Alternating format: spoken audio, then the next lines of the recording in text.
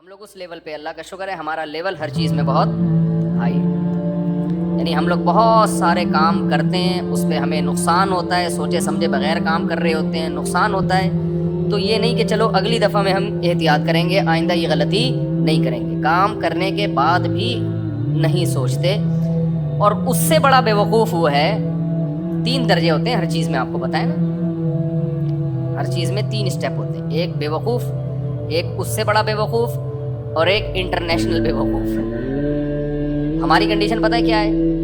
جلد بازی میں کام کیا، سوچے سمجھے بغیر، اس کے تمام نتائج اور پہلوؤں پہ غور کیے بغیر کام کیا، پھر جب اس کا نہیں سوچے سمجھے بغیر نقصان ہو گیا تو بھی نہیں سوچ رہے، یہ ڈبل بے وقوف۔ اس سے بڑے بھی ہم بے وقوف ہیں، وہ یہ کہ پھر ہم ڈالتے ہیں تقدیر پہ، یار کیا کریں، مقدر میں یہی لکھا ہوا تھا، تو اب وہ تو مقدر سے کون لڑ سکتا ہے؟ بھائی مقدر کی تقدیر کی بات اس وقت کی جائے گی جب آپ نے کام کرنے سے پہلے سوچا ہو، اس کے نتائج بھی سوچے ہوں، اس کے کیا فائدے ہو سکتے ہیں، کیا نقصانات، پوری ذمہ داری کے ساتھ مشوروں کے ساتھ کام کیا، اللہ کی طرف سے اب نقصان ہو گیا، تو پھر شریعت کہتی ہے کس پہ ڈالو بھائی؟ مقدر پہ۔ اب تقدیر سے کوئی لڑ نہیں سکتا۔ ایسے موقع پہ ہے کہ تقدیر کا استعمال۔ دیکھو ایک آدمی بیمار تھا، آپ کا دوست تھا، آپ اس کو ہاسپٹل لے کر گئے، یہی کرو گے نا آپ؟ یا آپ بولو گے مقدر میں لکھا ہے تو مرے گا، نہیں لکھا ہے تو نہیں مرے گا، تڑپنے دو؟ یہ تقدیر کا غلط استعمال ہو رہا ہے کہ نہیں ہو رہا؟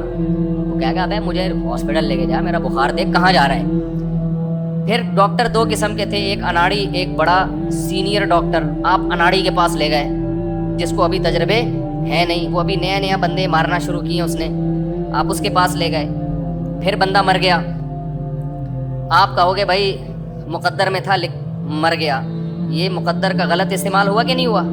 غلط استعمال۔ لیکن نہیں، آپ کیا اس کو اچھے ڈاکٹر کے پاس لے گئے، جو میڈیسن ڈاکٹر نے دی، دوائیں دی، ہر طرح سے آپ نے پوری کوشش کی، پھر بھی بندہ مر گیا۔ اب شریعت کیا کہتی ہے بھائی؟ تقدیر سے کوئی لڑ نہیں سکتا، ڈاکٹر خود بھی تو مر جاتے ہیں نا بھائی۔ اب اللہ نے مارنا ہی لکھا ہوا تھا، ہم نے تو سارے اسباب بچانے کے اختیار کر لیے، اب اللہ ہی کسی کو مارنا چاہے بھائی تو پھر تقدیر سے کون لڑ سکتا ہے؟ یہاں صبر ہے، یہاں تقدیر کا استعمال۔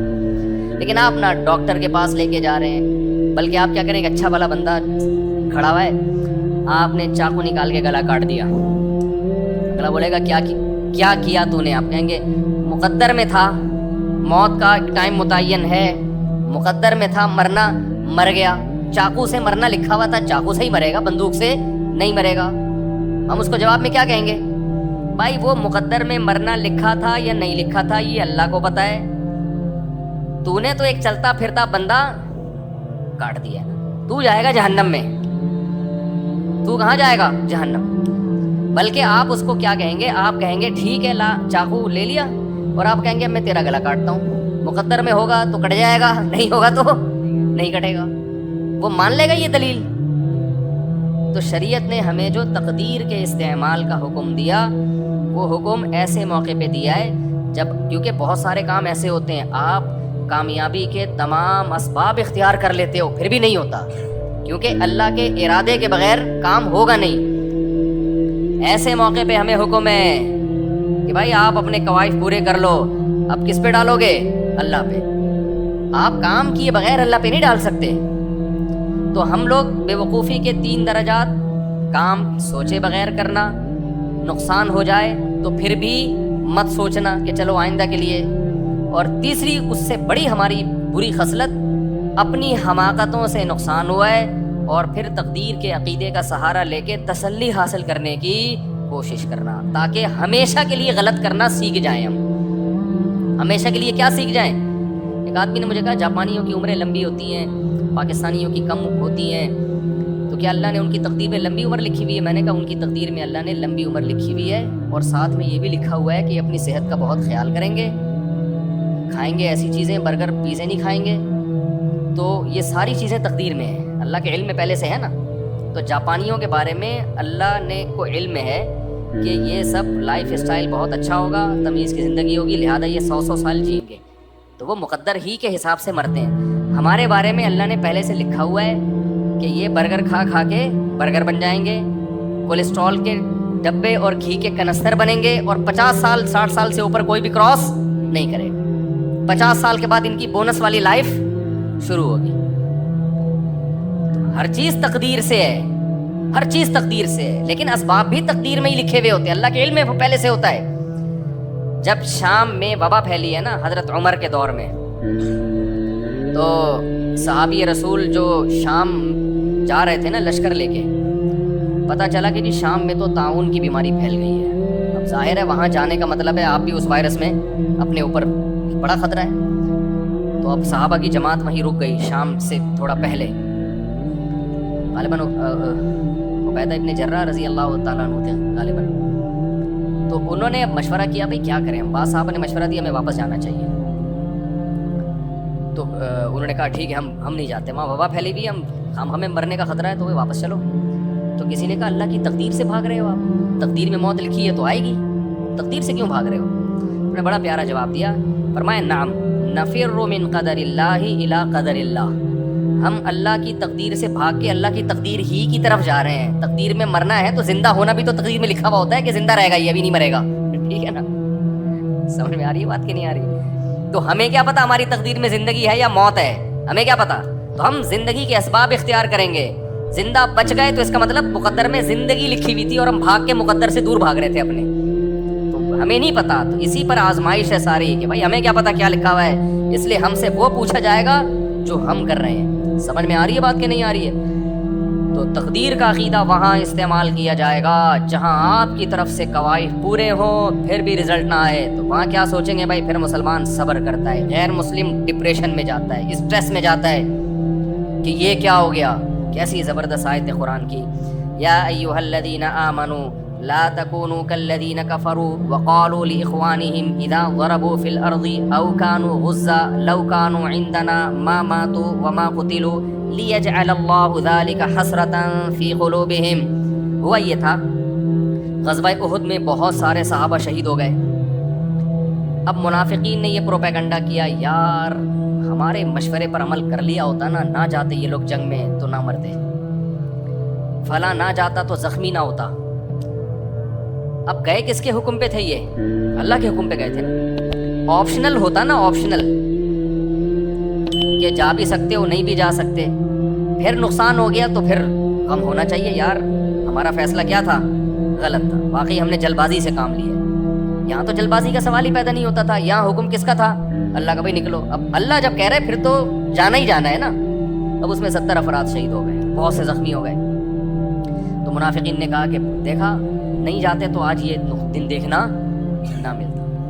ہم تو کہہ رہے تھے کہ یہ ہلاکت ہے، جنگ تھوڑی تو خودکشی ہے۔ تو قرآن نے کہا کہ اے قیامت تک کے لیے ایک اصول دے دیا قرآن نے بڑا زبردست، یہ صرف جنگ کے بارے میں نہیں، ہر چیز کے بارے میں ہے کہ بعض کام آپ اللہ کے آرڈر کی بیس پہ کر رہے ہو، بعض کام آپ اللہ کا آرڈر تو نہیں ہے لیکن آپ نے مشورے بھی کر لیے، ایک دماغ بنا لیا، تو وہ بھی اللہ کا آرڈر ہے کہ اب کر لو۔ دیکھو میں آسان مثال دیتا ہوں، ایک جاب آئی آپ کے پاس یا ایک بزنس آیا، بزنس کی مثال آسانی سمجھ میں آئے گی۔ آپ نے دیکھا یار ٹماٹر کا بزنس آیا، مجھے ٹماٹر بولنے میں اور پراٹھا بولنے میں مزہ بہت آتا ہے،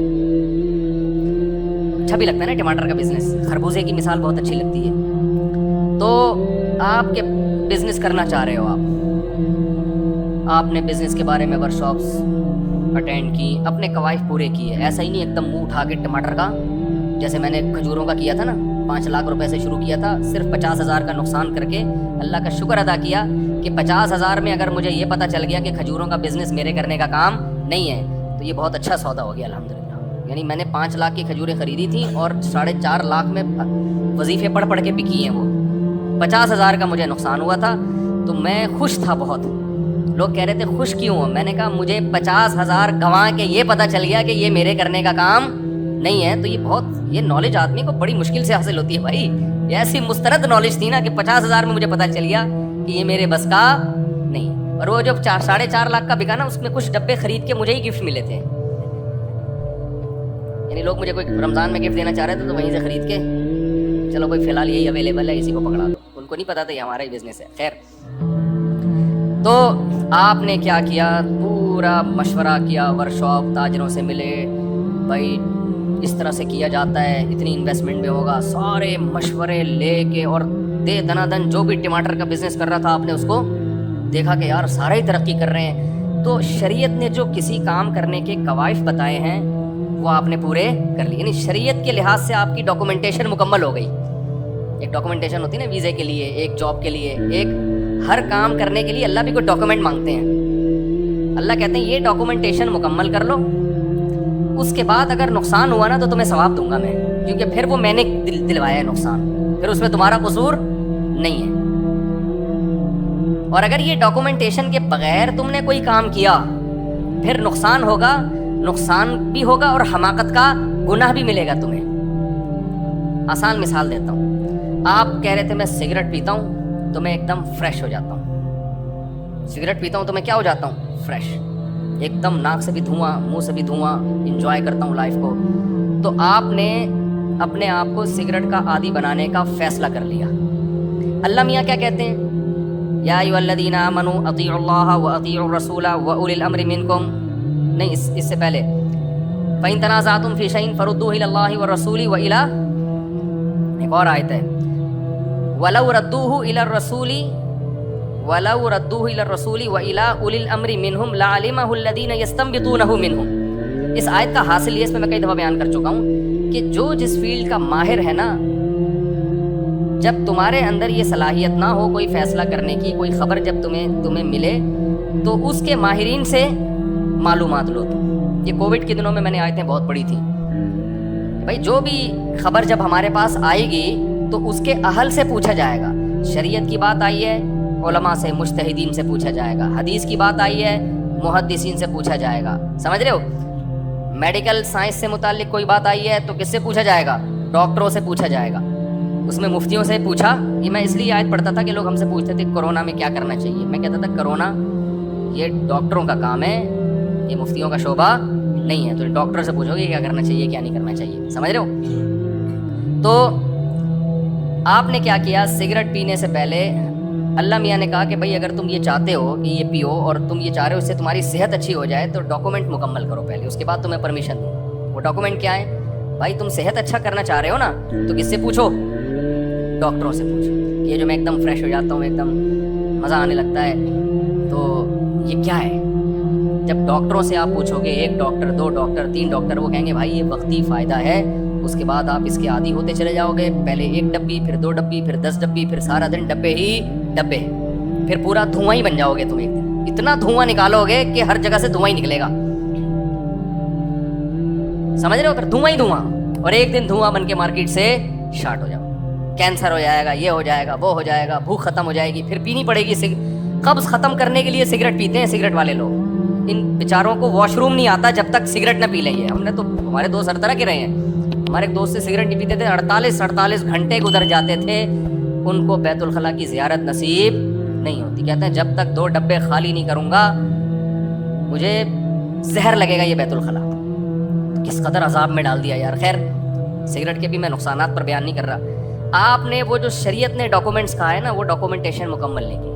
اللہ میاں نے کہا بھائی پیپر لے کر آؤ, تمہیں ڈاکٹروں نے پرمیشن دی ہے کہ نہیں. ساری دنیا کے ڈاکٹر مخالف ہیں. نہیں, آپ نے یہ ڈاکومنٹیشن مکمل کیے بغیر آپ نے کہا سگریٹ سے چونکہ میں پیتا ہوں تو ایک دم فریش ہو جاتا ہوں, لہذا یہ جسم میں انرجی بھر دیتی ہے, یہ انرجی بوسٹر اس کا نام ہونا چاہیے. سگریٹ کے ڈبوں پہ آپ نے کیا لکھوا دیا, انرجی بوسٹر. اور پی کے اب آپ کو نقصان ہونا شروع ہو گیا. اب آپ کہہ رہے ہو اصل میں تو یہ طاقت کا ایک ٹونک تھا, لیکن جو کینسر ہو گیا یہ کس کی قدرت ہے, اللہ کی قدرت ہے. خدا سے کون لڑ سکتا ہے. تو اللہ کہے گا یہ کینسر میرے کہنے سے نہیں بلکہ تیری ہم کیا تو میں نہیں ہے, لیکن تیری حماقتوں کی دنیا میں تجھے سزا دی ہے. دنیا میں تجھے اب تو تڑپے گا, چیخے گا, چلائے گا. اللہ بچائے سب کو یار اس عذاب سے. کیسے تڑپتے ہیں بیچارے. تو ٹھیک ہے, توبہ کا دروازہ تو اللہ نے کھولا ہوا ہے نا, توبہ تو اب بڑے سے بڑے گناہگاروں کی بھی ہے, تو اللہ کی رحمت ہے. لیکن دنیا کی سزا تو مل گئی نا, دنیا کی سزا تو مل گئی. یہاں پر اگر وہ تقدیر کا سہارا لیتا ہے, بھائی یہ کس کی طرف سے ہوا ہے, اللہ کی طرف سے, تو پرلے درجے کا بے وقوف اور پرلے درجے کا احمق, یہ احمق کہلائے گا. یہ عقل مند نہیں کہلائے گا. تو ایک ڈاکومنٹیشن کس کی طرف سے ہوتی ہے, یعنی وہ ضروری نہیں کہ پیپر پہ ہو, یعنی کوئی ڈاکومنٹ مکمل کرنے ہوتے ہیں کام کرنے کے لیے, وہ اللہ کی طرف سے کہ بھئی یہ پہلے مکمل کر لو. آپ سمجھ رہے ہو, غزوہ احد میں بھی اللہ نے کیا فرمایا کہ جب اتنے شہید ہو گئے تو منافقین کہنے لگے دیکھو ہماری مان لیتے تو یہ سب کچھ نہ ہوتا. تو قرآن کی یہ دوسری آیت جو میں نے بتائی نا, ایک آیت کہ جب کوئی کام کرو تو تمام قوائف مکمل کرو اس کے بعد فیصلہ کرو, تو توکل کس پہ کرو, اللہ پہ. پھر بھی نقصان ہو سکتا ہے, پھر بھی کیا ہو سکتا ہے, نقصان. پھر اس نقصان میں کیا کہنا ہے, اللہ نے فرمایا یا ایھا الذین آمنوا لا تکونوا کالذین کفروا وقالوا لاخوانہم, اے ایمان والو کافر جب جنگ لڑتا ہے نا اور جنگ میں آ کے ان کو شکست ہو جائے, قتل ہو جائیں, تو پتہ ہے کیا کہتے ہیں, اسی طرح جب وہ تجارت کے لیے ملکوں میں سفر کرتے ہیں تو سفر میں حادثہ ہو گیا, جہاز ڈوب گیا, پہلے حادثے بہت ہوا کرتے تھے, اب جا رہے ہیں بزنس کے لیے سمندری سفر میں, جہاز الٹ گیا, ڈوب گیا جہاز, تو وہ کیا کہتے ہیں, ان کے پیچھے لوگ روتے پیٹتے ہیں, ہائے اس کاروبار کے لیے نہ جاپان نہ جاتے, نہ زلزلے میں ہلاک. جاپان میں زلزلہ آئے نا, ایک عجیب چیز میں نے وہاں دیکھی ہے. اب جاپانی اکثر دبلے دبلے ہوتے ہیں. میں جب جاپان میں تھا تو بہت خطرناک زلزلہ آیا تھا نا, آپ کو بھی پتا ہوگا. خیر مجھے تو پتہ ہی نہیں چلا زلزلے کا, ہم پل پہ تھے اس وقت, پل تو ویسے ہی ہل رہا ہوتا ہے, لیکن واپس آئے تو پتہ چلا پورا یوں ہل رہا تھا. تو میں نے اپنے میزبان سے, ہمارے جو ارشاد بھائی, ان سے پوچھا, میں نے کہا یار یہ تو بڑا خطرناک ہے, ہر ہفتے ایک دو جھٹکے آ جاتے ہیں. انہوں نے کہا کہ ہر ہفتے ایک دو ہل جاتے ہیں تھوڑے سے, تو ہمارے لیے نارمل ہے. تو میں نے کہا بھائی اگر اوپر والے پورشن میں چھت گر گئی, 2 پورشن تھے نا ان کے گھر میں, چھت گر گئی, خدا نہ خواستہ بندہ تو مرے گا. انہوں نے کہا یہ پہلے سے انتظام ہے, ہمارے ہاں چھت بہت ہلکی ہوتی ہے, گتے کی چھت نہیں جسے کہتے ہیں, مضبوط ہوتا ہے, اس پہ ایک اپارٹمنٹ پورا بن جاتا ہے, لیکن وہ اس چھت کا ویٹ نہیں ہوتا. میں نے کہا بھائی چھت کا ویٹ تو نہیں ہے, لیکن اوپر آپ جیسا کوئی بندہ بیٹھا ہوا ہو اس کا تو ویٹ ہوگا نا. نہیں آئی میرا خیال ہے بات, کہہ رہے ہیں یار یہ تو ہم نے کبھی سوچا ہی. میں نے کہا مجھے یہ ڈر لگ رہا ہے آپ کے گھر میں اب رات کو سوتے ہوئے, وہ اوپر جا کے سوتے تھے نا اوپر والے ارشاد بھائی, اور بھاری بھی ہیں ماشاءاللہ, جسم بھی ان کا بھاری. میں نے کہا ارشاد بھائی مجھے جاپانیوں نے یہ تو پورا انتظام کر لیا کہ چھت ہلکی بنا دی, چھت گرے گی ہمیں کچھ نہیں ہوگا, لیکن آپ اگر گر گئے تو ایک اور زلزلہ آئے گا, پھر صرف یہ نہیں کہ بندہ نہیں مرے گا. تو میں نے پھر ان سے کہا, میں نے کہا دیکھیں جاپانیوں نے نا جاپانیوں کے ویٹ کے حساب سے زلزلہ کا حساب کتاب کیا, اس کو پاکستانیوں کا ویٹ معلوم نہیں ہے. تو آپ جاپان کے سائنسدانوں کو جا کے بتائیں, یا یہاں کے ماہرین زلزلیات کو جا کے بتائیں کہ بھائی اب تھوڑا سا کوئی اور ٹیکنالوجی لے کر آؤ, یا تو اوپر والے اپارٹمنٹ بنانا چھوڑ دو, کیونکہ اوپر بندہ گرے گا تو اس کی ایسی کی بندے کو کچھ نہیں ہوگا, وہ جس پہ گرے گا نا اس کی ایسی کی تیسی ہو جائے گی. یہ بات پتہ نہیں کہاں سے آ گئی, کیا بات کر رہا تھا. ہاں تو اب آپ سفر پہ گئے, جہاز الٹ گیا, تو کافر کیا کہتا ہے, کافر کہتا ہے یار سارے محلے والے آ جاتے ہیں, ابے ہم پہلے ہی کہہ رہے تھے کہ جاپان نہ جاؤ زلزلہ آ جائے گا, ارشاد بھائی گر جائے, استغفر اللہ, وہ ہمارے دوست ہیں وہ گر جائیں گے, اور بھائی جاپان مت جاؤ زلزلہ آئے گا, یہ ہو جائے گا, سونامی آ گیا دیکھو مر گیا, یا جہاز ڈوب گیا, ہم تو پہلے ہی کہہ رہے تھے سفر مت کرو. اسی طرح میدان جنگ میں جب وہ جاتے ہیں قتل ہو جاتے ہیں, بھائی ہم نہ جاتے تو نہ مرتے. یہاں یہ دوسرا حکم ہے اسلام کا. اللہ کہتے ہیں تم کافروں جیسی باتیں مت کیا کرو کہ جب یہ تجارت کے لیے سفر میں نکلتے ہیں نقصان ہو جاتا ہے, کوئی بھی کام کرتے ہیں نقصان ہو جاتا ہے, تو کہتے ہیں نہ کرتے تو یہ نہ ہوتا. نبی نے فرمایا اگر مگر کا جو کلمہ ہے یہ شیطان کا ہتھیار ہے, مسلمان اگر مگر نہیں کرتا. فرمایا تم یہ کہا کرو واللہ یحیی و یمیت, بھائی موت زندگی کس کے ہاتھ میں ہے, اللہ کے ہاتھ. موت تو دینی ہے نا اللہ نے, سارے زندہ تھوڑی رہیں گے, ہر ایک کا ایک ٹائم ہے. بچہ جب ماں کے پیٹ میں ہوتا ہے اللہ اس کی موت کا ٹائم لکھ دے, کسی کے بارے میں لکھ دیتے ہیں پیدا ہونے سے پہلے ہی مر جائے گا, صحیح ہے نا. تو اللہ نے لکھا ہوا تھا بھائی, تبھی قرآن کہہ رہا ہے جو لوگ شہید ہو گئے نا غزوہ احد میں, اگر یہ اپنے گھروں میں ہوتے ان کی موت ان کو کھینچ کے لے کر آتی میدان احد میں, کسی بہانے سے ان کو موت کھینچ کے لاتی. تو تم یہ کہا کرو واللہ یحیی و یمیت, بھائی موت زندگی کس کے قبضے میں ہے, اللہ. ہم نے تو سفر کیا تھا کامیابی کے لیے, اب نتیجہ کس پہ چھوڑا تھا, اللہ پہ. تو اللہ نے مارنا تھا مار دیا. ہمارے ایک ریلیٹیو نا شوگر سے بہت بچتے تھے کہ بھئی شوگر نہ ہو جائے مجھے, بہت احتیاط, جو بھی ڈاکٹروں کی پلاننگ کے مطابق ان کا غذائی چارٹ, پھر بھی شوگر ہوئی, بڑی خطرناک شوگر ہوئی. میں نے ان سے پوچھا, اب ان کی 55-60 سال عمر ہوگی, ان کو شوگر ہو گئی. میں نے پوچھا آپ تو اتنی احتیاط کرتے تھے, پھر بھی شوگر ہو گئی. انہوں نے بڑی پیاری بات کی, انہوں نے کہا مرنا بھی تو ہے بھائی, کیا خیال ہے؟ اب کوئی نہ کوئی بہانہ تو ہوگا نا قبر میں اتارنے کا. شوگر نہیں ہوگی تو بلڈ پریشر ہو جاتا, ہارٹ کا مسئلہ ہو جاتا, ورنہ بڑھاپا خود ایک بہت بڑی بیماری ہے. تو بڑا اچھا انہوں نے بڑے مسکرا کے ایک جملہ بول دیا, بھائی مرنا بھی تو ہے, ہم تو ٹھیک ہے جتنی مرضی احتیاط کریں, اب اللہ میاں تھوڑی کہے گا چونکہ تو احتیاط بہت زبردست قسم کی کر رہا ہے لہٰذا میں تجھے نہیں ماروں گا. تو موت کے لیے کوئی نہ کوئی بہانہ چاہیے. کسی کو جوانی میں اللہ مارے گا, کسی کو بڑھاپے میں مارے گا, کسی کو بچپن میں مارے گا, تو اس کے لیے مختلف. وہ سلیمان علیہ السلام والا واقعہ پتہ نہیں کتابوں میں لکھا ہے صحیح ہے غلط ہے. کہتے ہیں سلیمان علیہ السلام کے دربار میں نا موت کا فرشتہ آیا اور ایک بندے کو یوں گھور گھور کے دیکھ رہا ہے. بندہ ڈر گیا, یار پتہ نہیں کون ہے یہ. تو سلیمان علیہ السلام وہ جب موت کا فرشتہ چلا گیا نا تو اس بندے نے پوچھا سلیمان علیہ السلام سے یہ کون تھا. سلیمان علیہ السلام نے کہا موت کا فرشتہ تھا, تجھے گھور گھور کے دیکھ رہا تھا. یہ واقعہ کتابوں میں لکھا ہے, اوتھینٹک ہے یا نہیں مجھے نہیں پتا, لیکن اس سے جو سبق ملتا ہے وہ سبق ٹھیک ہے. تو اس بندے نے کہا کہ یہ تو اس کا مطلب اگلا نمبر کس کا ہے, تو آپ ہوا کو حکم دیں مجھے اٹھا کے ہندوستان پہنچا دیں. مجھے کہاں پہنچا دیں؟ ہند بہت پرانا, ہندوستان جو ہے نا یہ بہت پرانی آبادی ہے یہاں پہ, اور اس ہند کے نام سے ہی بہت پرانا ملک ہے یہ. تو سلیمان علیہ السلام نے کہا ٹھیک ہے بھائی. ان کو پتا تھا مقدر سے تو کوئی لڑ سکتا نہیں ہے. اٹھا کے ہوا کو حکم دیا چلو بھائی ہندوستان. کچھ دیر میں اطلاع کہ اس کا انا للہ و انا الیہ راجعون ہو گیا.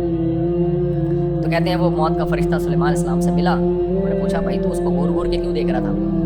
کہتے ہیں اللہ نے مجھے کہا تھا کل جو ہے نا اس کی موت ہندوستان میں فلاں جگہ سے تم نے اس کی روح قبض کرنی ہے. تو میں دیکھ رہا تھا یہ بندہ یہاں کیا کر رہا ہے, اس کو تو وہاں ہونا چاہیے تھا. کتنے تیز رفتار گھوڑے پہ بھی بیٹھ کے وہاں جائے گا تو بھی 1 مہینے سے پہلے نہیں پہنچ سکتا. تو یہ کیسے اتنی جلدی؟ اللہ کا حکم بھی غلط نہیں ہے. تو میں گھور گھور دیکھ رہا تھا یار میں بندہ صحیح ٹریس کر پایا ہوں کہ نہیں کر پایا, وہی ہے کوئی اور تو نہیں ہے. تو دیکھو خود ہی اٹھا کے اس نے اپنے آپ کو کہا. تو اس لیے قرآن کے الفاظ ہیں اینما تکونوا یدرککم الموت, تم جہاں بھی چلے جاؤ نا موت تمہارے پاس خود پہنچے گی. سمجھ رہے ہو, یہ وہ محبوب ہے جو کراچی کے بجلی کے کھمبوں کی طرح برسات میں خود آگے بڑھ کے آپ کو گلے لگاتا ہے. خود کیا کرتا ہے, بجلی کے کھمبے نا خود آگے آ کے موسٹ ویلکم کرتے ہیں, آ جا بھائی تیرا ٹائم کیا ہو گیا ہے, پورا ہو گیا. خود چپکتے ہیں آ کے انسان سے. تو موت خود آگے بڑھ کے گلے لگاتی ہے. ہم جتنا بھاگ لیں, بعض دفعہ موت سے بچنے کے جو اسباب ہوتے ہیں نا وہ اسباب موت کا سبب بن رہے ہوتے ہیں. اچھے بھلے لوگ میں نے دیکھے فٹ فاٹ تھے, ڈاکٹر کے پاس جا کے ٹیکا لگوا کے مر گئے. میرے خود خاندان میں ایسے واقعات ہوئے, کوئی بیماری نہیں تھی, ہلکا سا بخار تھا, انہوں نے کہا چلو ایک ٹیکا لگوا لے. ابے بھائی چھوڑ دے, آرام سے بیٹھا رہے, پیناڈول کھا لے. نہیں یہ بس جلدی سے ٹھیک ہونا ہے, میرا کل پیپر ہے. ڈاکٹر نے ٹیکا لگایا, وہ ریئیکٹ کر گیا, آدھے گھنٹے کے اندر موت. ڈاکٹر کا بھی قصور نہیں تھا, ڈاکٹر سے کوئی دشمنی نہیں تھی. ڈاکٹر سے رابطہ کیا, اس نے کہا بھائی لاکھوں میں کسی ایک کو ریئیکشن کا خطرہ ہوتا ہے, مجھے کیا پتا وہ لاکھوں میں ایک ہی یہی ہے. تو وہ انا للہ ہو گیا اس کا. تو ایسے بہت سے کیس ہیں. تو موت جو ہے نا, تو موت سے بڑی تو کوئی مصیبت نہیں سمجھی جاتی. جب موت کے بارے میں حکم یہ ہے, اللہ کہتے ہیں کوئی بھی نقصان ہو تو تم نے کافروں والی باتیں نہیں کرنی, اگر یہ ہوتا تو یوں ہوتا. تم نے کیا کہنا ہے بھائی یہ کس کے ہاتھ میں ہے. عربوں میں بہت ساری اچھی باتیں ہیں, ٹھیک ہے کچھ خرابیاں بھی ہیں لیکن کچھ باتیں بڑی خاندانی بھی ہیں. سعودی عرب میں آپ دیکھو گے عربوں کو نا بڑی سے بڑی موت ہو جائے, وہ پتہ ہے کیا کہتے ہیں, ما قدر اللہ. ابھی میرا 2-3 مہینے پہلے سعودی عرب کا سفر تھا, تو ایک حکومتی لیول پہ ایک بہت بڑے آدمی سے میری ملاقات ہوئی. وہ سرکاری عہدے پر بھی تھے. جس نے ملاقات کروائی وہ انڈین تھے. انہوں نے بتایا, وہ انڈین جو تھے نا میرے دوست, انہوں نے بتایا کہ یار اس آدمی کا حوصلہ میں نے دیکھا ہے, اس کے 10 سال کے بچے کی ڈیتھ ہوئی ہے اور اس نے ایسا صبر کیا ہے. 10 سال کا بچہ انسان کو بہت محبوب ہوتا ہے, بڑا خوبصورت بچہ تھا. وہاں تو تیل ہے نا, تیل نکلتا ہے تو بچے خوبصورت ہی ہوتے ہیں. یہ مہنگائی اور غربت کی وجہ سے ہم لوگ میں کیا ہو گیا ہے, خوبصورتی مارکیٹ سے آہستہ آہستہ شارٹ ہوتی جا رہی ہے. تو اب وہ عربوں کے بچے وہ سارے ان کے سارے وٹامنس منرلس پورے ہو رہے ہوتے ہیں. کہہ رہے اس نے ایسا صبر کیا ہے نا کہ ایک جملہ تھا اس کی زبان پہ, ما قدر اللہ, جو مقدر میں تھا ہو گیا. تو میں نے کہا بھائی ہم نے تو یہ اپنے حضرت سے پہلے واقعہ سنے. ہمارے ایک دوست نے بتایا کہ سعودی اپنے 2 بچوں کو, 2 بیٹے تھے اس کے, لے کے جا رہا ہے انگلی پکڑ کے. اچانک ایک بچے کا ہاتھ چھوٹا, وہ بھی 9-10 سال کی عمر کے, ہاتھ چھوٹا, وہ غلطی سے روڈ پہ آ گیا. روڈ پہ آئے, پیچھے انتہائی اسپیڈ کے ساتھ ایک لینڈ کروزر جیسی ہیوی گاڑی, اس نے اس بچے کو اٹھا کے ہٹ کیا ہے. بچہ جا کے درخت سے چپک گیا, آن دا اسپاٹ اس کی ڈیتھ ہوئی ہے. کہہ رہے میں اس عربی کے ساتھ تھا, میں نے دیکھا کہ وہ عربی نے کیا ہے, اپنے بچے کی لاش اٹھائی اور زبان میں الفاظ تھے ما قدر اللہ, جو مقدر میں تھا ہو گیا. کہہ رہا اس کا ایسا حوصلہ, کہہ رہے وہ گاڑی والا رک گیا. اب قصور گاڑی والے کا بالکل بھی نہیں تھا, کیونکہ بچہ انگلی, وہ بچے ہوتے ہیں انگلی چھوڑ کے بھاگ جاتے ہیں, وہ روڈ پہ آ گئے, اس کا کیا قصور ہے. کہتے ہیں وہ گاڑی والا اترا, اس نے کہا بھائی دی ہے, تو اس نے کہا میں نے معاف کی کیونکہ تمہارا کوئی قصور اس میں. تو یہ ہمارے حضرت بھی بڑے واقعات سناتے تھے عربوں کے نام. حضرت نے ایک واقعہ سنایا کہ کسی سعودی نے میری دعوت کی. اب تو آہستہ آہستہ وہاں بھی بے دینی آ رہی ہے, اب تو آہستہ آہستہ جب ظاہر ہے سیکولرزم لبرلزم آئے گا تو جو جتنا چیختا ہے نا اس کو لوگ سمجھتے ہیں یہ ہے اصل. بے دینی جب آتی ہے نا تو میت پہ جو 2 فٹ اچھل کر ہاں وہی سر مار رہا ہوتا ہے, لوگ کہتے ہیں محبت, تو اصل اس کو کہتے ہیں اٹ از کالڈ محبت. حالانکہ اسلام میں چیخنا, چلانا, شور شرابہ یہ پسندیدہ نہیں ہے, صبر پہ ثواب ہے. تو ہمارے حضرت نے ایک اور واقعہ سنایا. کہتے ہیں ایک عربی نے, سعودی نے میری دعوت کی, میں بیٹھا ہوں ناشتے پہ, دعوت پراٹھا مراٹھا جو بھی ان کے زیتون میتون, ان کے کھانے ہم سے کھائے نہیں جاتے. ہم زمزم ہوٹل میں تھے حج کے موقع پہ نا 2013 میں. ہوٹل اتنا مہنگا اور اس میں کھانے زیتون اور کشمش اور انجیر اور پتہ نہیں کیا کیا. میں باہر نکلتا تھا کنی کترا کے, باہر پائے اور پراٹھے کھاتا تھا بیٹھ کے. میں کہا یار جب تک بھاری بھرکم نوالا پیٹ میں نہیں اترے ہمیں تسلی نہیں ہوتی. ٹھیک ہے انجیر زیتون بہت اچھی چیز ہے, لیکن ناچتے میں یار پھر اتنا چلنا ہوتا تھا حج میں. ہم نے کہا یار وہ تو ایک بنگالی ہوٹل تھا, ہم کنی کترا کے نکلتے تھے وہاں پہ چھپڑ میں جا کے. پائے میں نا وہ ڈبو کے ہاتھ بھی, جب تک نہاری اور پائے سلیقے سے کھانے کی چیز نہیں ہے, یہ توہین ہے. جب تک نہاری میں انگلیاں نہ ڈوبے نا اچھی طریقے سے, اور پائے میں انگلیاں نہ ڈوبے, چپکے نہیں, اس کا مطلب اس کو پائے کھانے کے آداب معلوم نہیں ہے. اس پہ وہ شعر صادق آتا ہے, جو ذرا سی پی کے بہک گیا اسے میں کدے سے نکال دو. یہاں اہل ظرف کا کام ہے, یہاں تنگ نظر کا گزر نہیں. شرابی نے کہا ہے کہ ہمارے شراب خانے میں نا جو 2 گھونٹ پی کے بہک جائے اس بغیرت کو یہاں سے کیا کرو, کیا کر رہا ہے توہین. یہ شرابیوں کا شعر ہے کہ جو ذرا سی پی کے بہک گیا. بوتلیں وہ چڑھانے والے لوگ آئے یہاں پہ, کچھ رسپیکٹ دیں شراب کو, اللہ معاف فرمائے کہ فضول بات ہے لیکن سمجھانے کے لیے. ایسے ایسے نیچ خاندان کے شرابیوں کے اپنے اصول ہوتے ہیں نا, نیچ خاندان کے 2 ڈھکن پیے اور ٹن پڑا ہوا ہے تھا, نکل یہاں سے. صحیح ہے نا, کیا کہہ رہا تھا میں واقعی بھول گیا. ہاں یہ دعوت تو تھی. ہاں تو وہ نہاری اور پائے کا جو اصول ہے نا وہ کیا ہے, انگلیاں اس میں تیر رہی ہیں. اس میں ایٹیٹیوڈ اور آداب والے آدمی کو آپ بولیں تو نہاری مت کھا, کیونکہ ٹیسٹ آتا نہیں ہے جب تک لقمہ پوری طرح سے اس نہاری میں ڈبکیاں نہ لگائے اور پائے میں ڈبکیاں نہ لگائے. میں نے تمیز والے لوگ دیکھے یوں کر کے نہیں یوں لگا کے کھا رہے ہوتے ہیں. میں تو کیا کھا رہا, تو روٹی کھا رہا ہے, نہاری تو خالی شو مار رہے ہیں. لیکن پہلے اچھی طرح صابن سے ہاتھ دھلوا دیں اگلے کے, ورنہ لوگ ناک صاف کر رہے ہوتے ہیں وہی ڈبو کے کھا رہے ہوتے ہیں. وہ پہلے صابن سے, شیمپو سے, صابن سے, ڈیٹول سے ہاتھ دھو لو, پھر آؤ مقابلہ کرو. تو اب حضرت بیٹھے ہوئے اس عربی کے پاس, تو اس نے کیا کیا, ایک دم فون آیا کہ آپ کے بیٹے کا ایکسیڈنٹ ہو گیا ہے, آپ کے بیٹے کا ایکسیڈنٹ. کہتے ہیں اس عربی نے کہا انا للہ و انا الیہ راجعون. کہتے ہیں میں نے کہا کیا ہو گیا, میں نے کہا کوئی کچھ نہیں ہوا, آپ کھانا کھائیں. یہ تھا کہ مہمان بھی ٹینشن میں آئے گا بلا وجہ. حضرت فرماتے ہیں میں نے کہا بھائی آپ کچھ تو بتائیں. اس نے کہا کچھ بھی نہیں ہے, آپ ناشتہ کریں آرام سے. حضرت کہتے ہیں مجھ سے ناشتہ حلق میں نہیں اتر رہا. میں نے کہا بھائی بتاؤ. کہہ رہے میرے بیٹے کا ایکسیڈنٹ ہوا ہے. فرمایا چھوڑو بھائی اسپتال چلتے ہیں. تو اس عربی نے بولا کہ دیکھو ہاسپٹل میں وہ ایڈمٹ ہو چکا ہے, یا تو پڑا ہوا ہوتا نا پھر ہم بھاگتے. سعودی عرب کا پوری دنیا کا ہی سسٹم ہے, ادھر بندہ ایکسیڈنٹ ہو ایمبولینس آ کے ہاسپٹل میں جاتی ہے. ہمارے یہاں بھی ایسا ہوتا ہوگا, اللہ خیر کرے. ہوتا بھی ہے نہیں بھی ہوتا, ہر طرح کا ہی ہوتا ہے. پڑے رہتے ہیں لوگ, اللہ بچائے یار. اور ہاسپٹل میں لے جا کے آدمی کہتا ہے وہیں پڑے رہتے, تو بعض دفعہ ایسا بھی ہوتا ہے. تو اس نے کہا بھائی وہ ہاسپٹل میں جا چکا ہے, اب سیو ہے, اب کیا ہے محفوظ ہے, اب ڈاکٹروں کے حوالے ہیں, ہم کیا کر سکتے ہیں. حضرت کہتے ہیں میں اس کا صبر دیکھ کے حیران ہو رہا تھا. بھائی تیرے بیٹے کا ایکسیڈنٹ ہوا ہے تو وہ کہہ رہا ہے بھائی ہو گیا نا, اب کیا کروں میں. ماں اس کوئی جملہ اس کی زبان پہ, ما قدر اللہ. اب ہمارے ناشتہ چھوڑ کے بھاگنے سے کوئی ٹھیک تھوڑی ہو جائے گا. اب ڈاکٹروں کے ہاتھ میں نہیں ہوتا تو ہم جلدی کرتے, ہماری تاخیر سے جان نہ نکل جاتی. سعودیہ کے ہاسپٹل بھی بڑے خاندانی قسم کے ہاسپٹل ہیں بھائی, ٹریٹمنٹ اب اس کا شروع ہو چکا ہے, اب ہماری جلد بازی سے کچھ بھی نہیں. اور کہتے ہیں وہی جملہ جو عربوں کی زبان پہ ہوتا ہے, ما قدر اللہ, جو مقدر تھا وہ ہو گیا, وہ ریورس نہیں ہو سکتا. ہم اللہ کی تقدیر پہ کیا ہے راضی. حضرت کہتے ہیں ہمارے تو نوالا اتر نہیں رہا تھا, لیکن بہرحال اس کا حوصلہ دیکھ کے ہم کیا ہوئے, حالانکہ ہمارے حضرت کا حوصلہ اس سے بھی زیادہ تھا, لیکن چونکہ سوسائٹی میں نظر نہیں آ رہا تھا تو حضرت حیران اس لیے ہو رہے تھے کہ یار یہ بھی تو بعض چیزیں, کیونکہ وہ براہ راست قرآن سمجھتے ہیں نا.